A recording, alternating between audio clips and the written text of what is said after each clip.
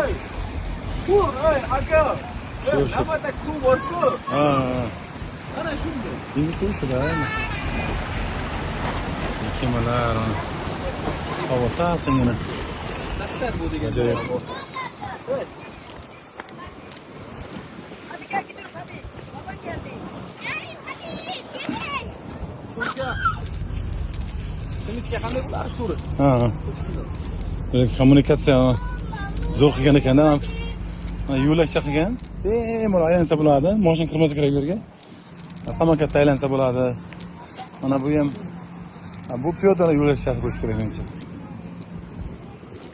Hop, keyin nimasi havasini kelib yerdan anonsi bor ekan. Bu yerdan tramvay bor ekan. Tramvay yo'li. Dengiz bo'ylab tramvay yo'li.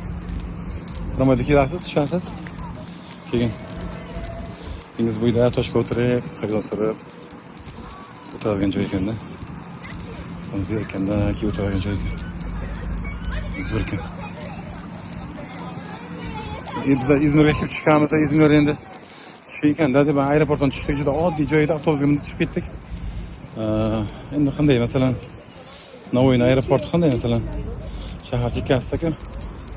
Shunaqa bo'lgan balkim. Shu uchun shunaqa effekt bo'lganmi.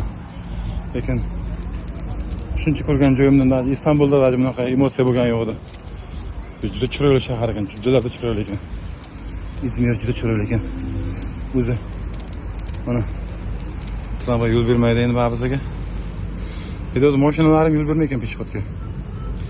Peshxod znaksinga ochilgan emas, svetofor bo'lsa yo'l beradi. Chunki git aytadi. Peshxod znakdan o'tma dedi. Mashina to'xtaydi deb o'ylama dedi-da. To'xtamas ekan. Yo'l bermaydi.